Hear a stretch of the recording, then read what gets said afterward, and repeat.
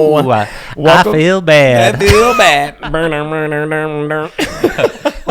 We're 3 seconds into a podcast, so we're already Already a getting sued. tangent. He said already getting sued. Yeah. James Brown and the Mormon Church are coming for us. Okay, welcome to Confessions of Mormon Boys with me, your host, Stacey Harkey, and Me, Stacey Harkey's only friend. oh, the friend. Adam Berg. I feel like I want you to improvise an opening song.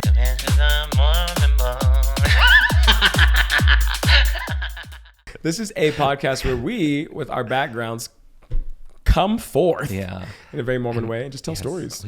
Stories that we maybe otherwise would not have told people. But I can tell Stacey anything, but I haven't told him everything. Excuse me? You'll find out.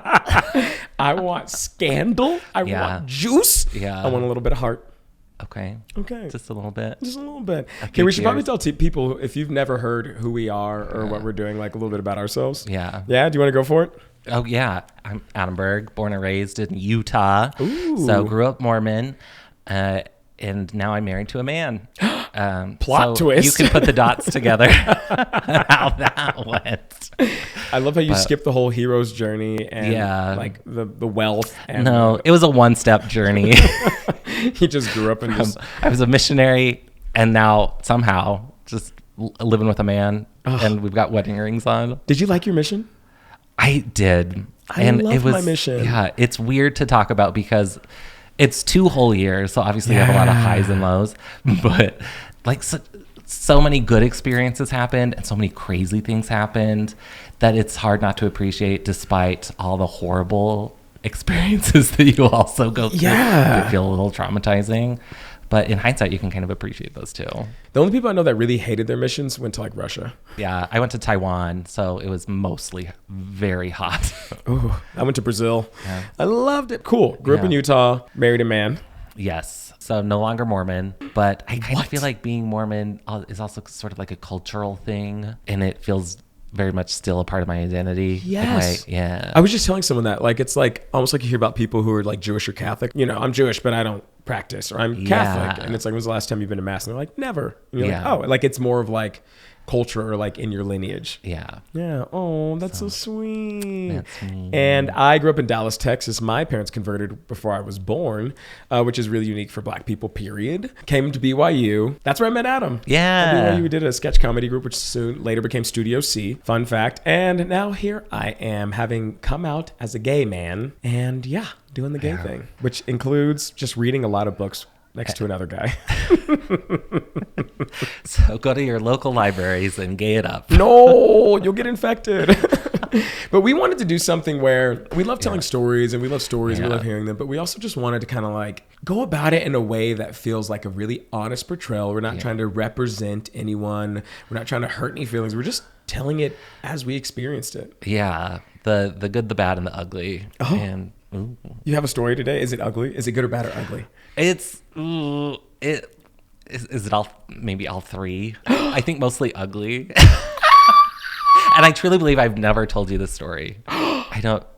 Have I? Do you just want to jump in? I told you about the first time I wore a thong. Oh my God. Is it now? No. You're sitting kind of upright. No. I was like, you got a thong. Well, no. I after this, I never can put a thong on ever again. No. Oh my. Okay. No. Spill. Okay. So spill. I truly believe that every man in the world, it will at some point be curious enough to try on a thong, gay, straight, or whatever. Man? Everyone. Have you tried a thong on? Have you worn one? Yeah. Yes, I've tried a thong on. You just gotta know. I'm looking at my boyfriend. I'm like, have I tried a thong on? He nods yes. Oh my gosh. And there's nothing to be ashamed about. It's a curiosity thing. I don't even think it's like a gay thing, although I don't know. Yeah. Interesting. Anyway, so is it like a sexy thing? Or are you kind of like, I'm afraid to open these floodgates? No, I think it's just, for me, a thong is just such an interesting article of clothing to wear, because putting like fabric right up against your butthole is you just have to know, is it wonderful or horrible? Is it like tooth floss, or is it like, or sorry, butt floss, or is it like, I don't know if butt floss an is electric positive or eel. negative. Yeah, I was like, I don't know where to go.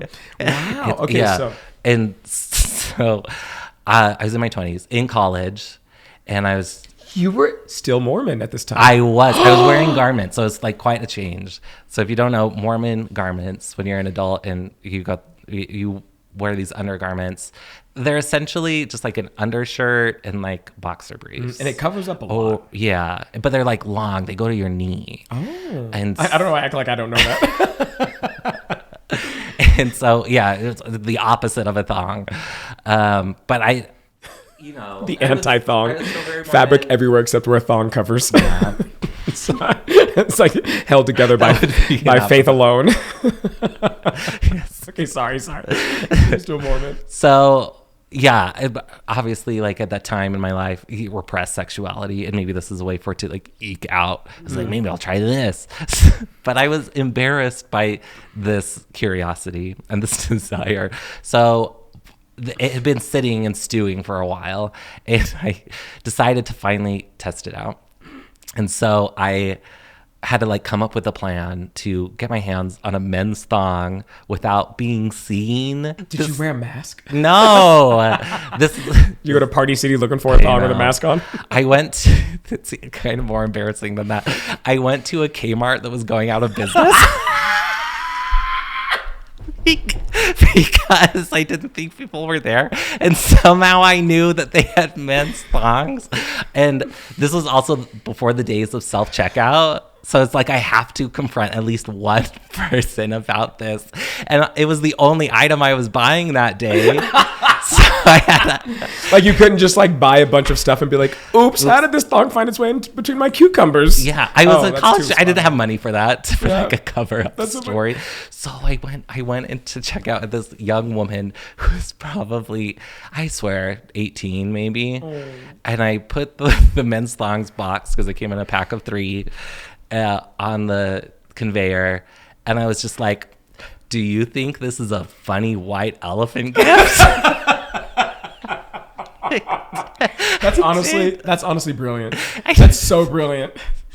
I think it was July though. Like, it was a terrible lie. But she was kind enough to buy into it. I don't think she believed me, but she was like, "Oh yeah, that's funny." And so I checked out, and then I went home and I put it on right away. And instantly, I was like, "This is not enjoyable."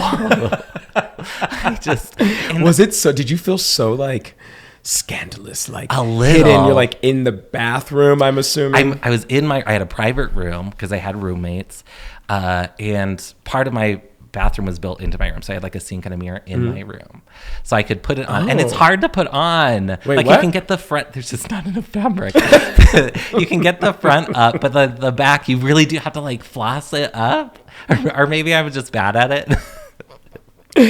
I love the idea that you have to, like, if you really want to sin like this, you have to like solve a riddle. Yeah, you have to work for it. Thongs are tricky. You're like, you get them rolled up slightly. Next thing you know, 2 legs are in the same hole. You getting your circulation cut off. Oh, wait, are we branching off into one of your stories? It's also the same as my story. I'm just kidding. Wait, so you're trying so it on.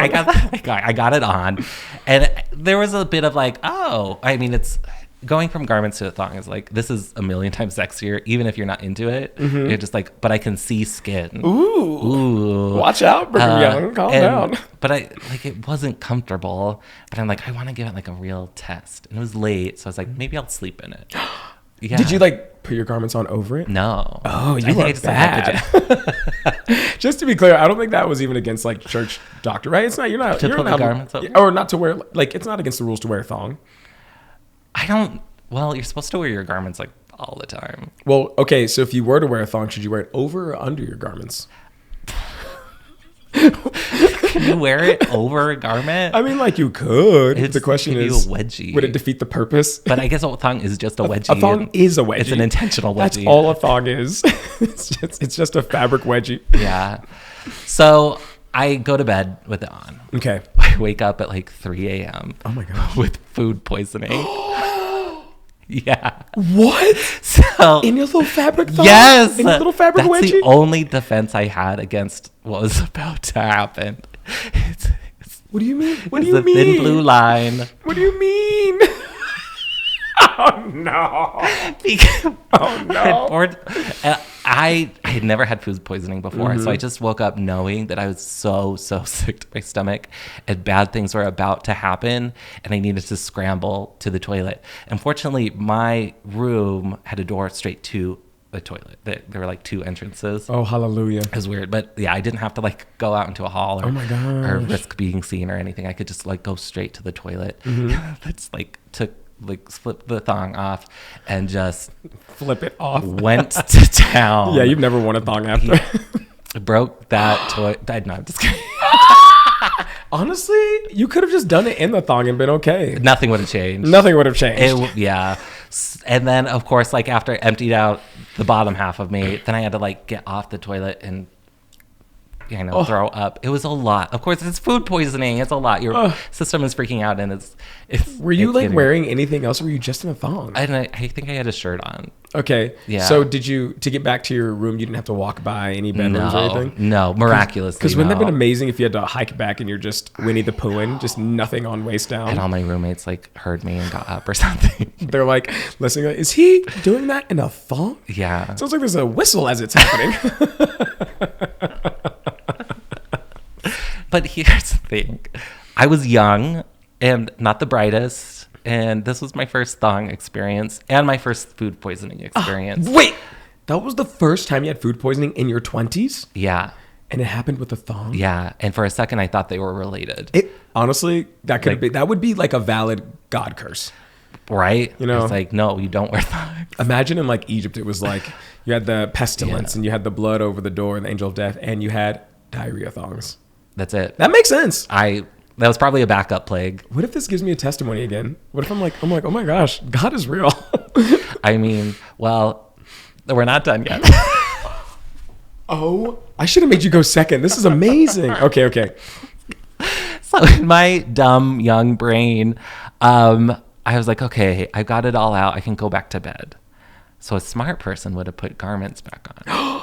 You put the thong? Were you just like, I need to know? I was just like, that's done. We're done. We could go back to a regularly scheduled experiment. And so I put it back on. But of course I wasn't done. I repeated that like an hour later. And this will give you a testimony. Oh. Did not make a mess at all in my bed, in my room, on the floor, nothing. No Everything leaks. made it into the toilet. Yeah. You need to share a link to the thong company you got this from because people need to know. I think they're out of business because they were from Kmart. I think Kmart had no business getting into the thong business in general. No. No offense, Kmart. I know you're listening. And yeah, so I did that. This is one more time after this. It was 3 times total before I was just like, I need to stop and just get back in normal clothes and not like agitate my nethers. Booty hole? Yeah. Okay, I was like, what nethers are we talking about? Yeah. Tell me which nether. Which hole? Yeah, that you don't want a thong on an upset booty hole. Put that on his gravestone now. If I can offer one piece of advice to the world, it's this. Don't wear a thong while you have diarrhea. That is wild. Yeah. Wait, when you took off the thong, did you have any more bouts? I think I was still kind of sick, but like instantly relieved because it just wasn't agitating me. Oh. Yeah. And now, no. I have tried a thong since then, and it was just like a 3-second thing. Do you think it's like the negative reinforcement? Like the experience you had with the first time wearing it? I don't know. I don't even think they're like sexy. I am so repulsed by them. Because it just reminds you of diarrhea throughout the night. Yeah. That's wild. Like some people get that with like restaurants, you know, you like eat somewhere and then you get like throw up and you're like, I can never eat there again. That was with you and thongs. It was. Got your booty all thrown up. Yeah. Sorry. You know what? No, I'm not sorry. Yeah. That's how bodies are bodying. It's true. Everything that happened was natural, other than maybe the thong. I don't think that was part of God's plan. That is... No one was supposed to invent thongs. I don't know. I haven't read the Book of Mormon in a while. It might be in there. That's wild. Yeah. That's crazy. Yeah. But like, I mean, not to put your business on blast, but you kind of love underwear, right? I do. I love people. If you're just listening, Adam and I are literally wearing our missionary name tags. I'm wearing my husband's. Oh, that's right. That is beautifully poetic. You know, this is a nice mix of. I got this tie in Taiwan on my mission. Oh my god! But a member had to buy it for me because they didn't. The people who made them wouldn't sell them to foreigners. Yeah. So all the missionaries had to like give money to members to get them. Oh, that's very special. Culturally disrespectful. I'm not going to argue against that. Why would they sell to foreigners? I don't know. Amazing. I mean, can you blame them though? No, I would too be like, well, if you don't get your little colonizing energy off my doorstep. Yeah. That is wild. Oh my gosh. I know. Way to open the floodgates, literally. That's the note we're starting on. Well, mine's going to be brief, I think. I don't know. Ooh, okay, let's see. So I also have a, I was going to say sexy. It's not sexy, but it is about the law of chastity. Oh. Just because, like, you know, it's, and then for people that don't know, and even if you do and maybe forgot or whatever, correct me if I'm wrong, the law of chastity is a part of Mormon doctrine that talks about, it's like ways to keep yourself like sexually, like morally pure. Yeah. So it's mainly around sexuality, right? So it's like there are certain areas where you do and don't go before marriage, and areas where you do and don't go after marriage. Wait, are there areas where you don't go after marriage? I think so. Well, it's changed over time. Yeah, there's been scandal where people are like, anal, is that against marriage? And I know some people have heard it over the pulpit, but I don't think it was ever officially. Someone talked about anal at the pulpit? Well, like in your like local wards and stuff, people were like, no, don't do that. Because I feel like it's the old belief, like along with like playing cards, where they were like, don't use playing cards. And oral was a big controversy way back when. Maybe even I'm in marriage. Oral. Really? You weren't supposed to do it. And now it's sort of like, you decide. You and your spouse. Between the confines of you. Like I had a friend who growing up when I was like super Mormon, and she was like so funny and so open, but she was just like, listen, when someone said, oh, you're not really supposed to do oral, she was like, me and my husband are going to do what we want. And I remember being so scandalized. Anyways, so I was a really on top of it missionary. Yeah. And at this point I had a leadership calling. I was a zone leader in the mission, which is just, you know, someone who reports to the assistants to the president, to missionaries who reports to the president. So it's like up the chain, I guess. Brag. Not to toot my own horn, but I might be apostate, but you know what? I was always committed. No, but I was a pretty strong-willed missionary. Even in my Mormon days, I was kind of like, I just feel strongly about things and would kind of push back within the confines. Yeah.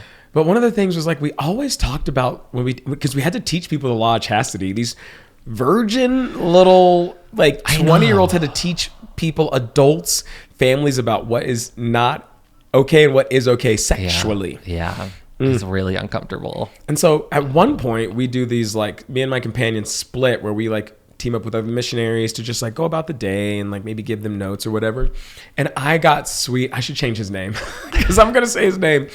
This was in Brazil. He was Brazilian. Just a cute little bichinho, which in Brazil is like a little creature. Oh, he was super short. He was like 4 feet tall, adorable little feller. Shorter than you? Shorter than me. He was so fun size. His name was Elder. I got to change it now. Elder Menendez. Okay. Names have been changed for protecting the innocents in these stories. Okay. And Elder Menendez was just the cutest little creature. He was like innocence. Like you would say something about kissing and he would blush and be like, oh, like giggle to himself, like very Jane Austen like. It sounds like an elf. I feel like you just wanted to tickle him. He'd be like, ooh, he was so cute. Anyways. And I know he kind of looked up to me a couple times because there'd be times where he would just be like watching and he'd be like, man, you're so cool. And I was like, Elder. Oh, wow. Chill. It's probably because I'm tall. Comparatively. I'm 5'6". But for him, it was 1.5 feet.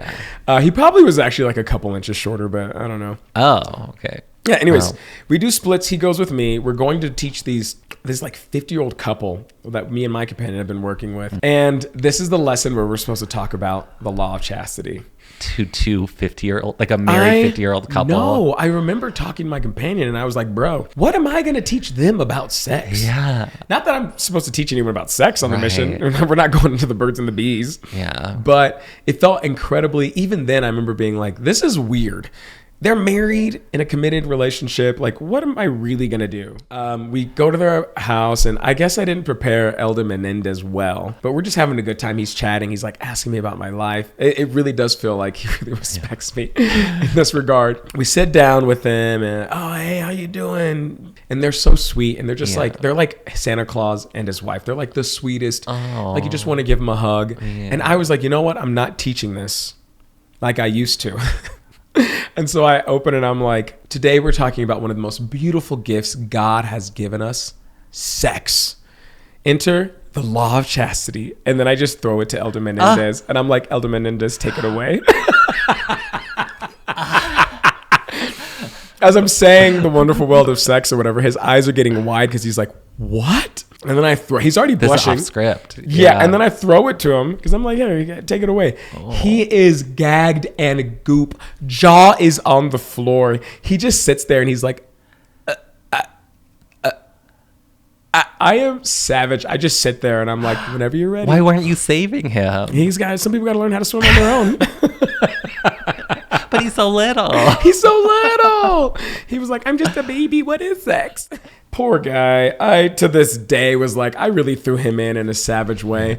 But he just gets super beat red. Good João and his wife, our Santa Claus of Brazil, they're just like, not really sure where we're going with it. Yeah. And then Elder Menendez starts speaking, and he stutters a little bit here and there, and he has a hard time choking up. Sorry, felt too on the nose. And I eventually took over and was just like, yeah. And afterwards he was like, not quite mad, but I think he was like, what was that? And I was like, Elder Menendez, you did great. A little pat on the back, and he was Gucci and good to go. Yeah. Fun fact about Elder Menendez, I recently saw him on Twitter. His little gay ass came out. Hey, yo! Oh, no wonder he's so shy about sex. That's why he's so shy about sex. He didn't know anything. Sex is really taboo.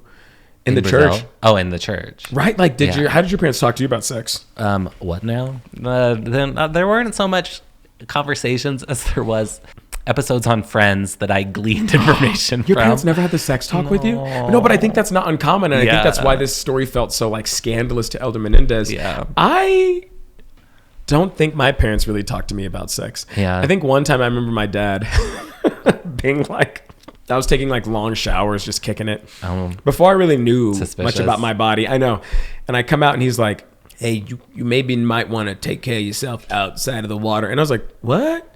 And he's like, you're having a little too much fun. And I was so confused. I was like, what are you talking about, Dad? And he was just like, you got to stop playing with stuff. And I was like, Dad! And he was like, that's all I'm saying. And then we never talked about it again. Oh, so that was the most you... With my dad was just him alluding to me masturbating and not and worried about the water bill. Shout out to him for being, he wasn't like... Save the wells. He was, and the seamen who were in the oceans on the water. He wasn't mad about it. He was just like, that's normal, but just don't do it where the water's running up. I think that's why it hits so much is because, have you ever had anyone talk about sex in such a joyful way? No. And it didn't make sense to me because it's we're all about procreation. Yeah. Have babies. It's it should be enjoyable. Yeah. So I was like, why aren't we talking about it like this? Poor Elder Menendez. That's probably what made him gay. It was that moment. It was that moment. Yeah, when he said, Elder Menendez, take it away. And he started singing Born This Way. I didn't know who Lady Gaga was because I was on my mission when she got first blew up. Oh, and when did you serve? I think I was too. Yeah, 07, 09. And so she got super famous, and all these members were talking about Lady Gaga and how great her music was, and it was really exciting. And I was just like, "Who's Lady Gaga?" I didn't know. It was really weird. That is wild. Katy Perry was like that for me. I was on the mission when I Kissed a Girl and I Liked It came out, and missionaries were coming onto the mission singing "I Kissed a Girl," and I remember being like, "Elder, this is the Lord's work." Yeah, I was like, "Keep that Gomorrah Sodom nonsense out of here. You kiss your Bible and that's it." I kissed the word of the Lord and I loved it. Oh my gosh, isn't that crazy? That is. But I think those are our confessions for the day. I know. And now you know a little bit more about us. A little too much. So let's go track down Elder Menendez and buy some thongs. Elder Menendez is probably listening to this while wearing a thong, listening to Lady Gaga's Born This Way. For full circle. It's Pride Month.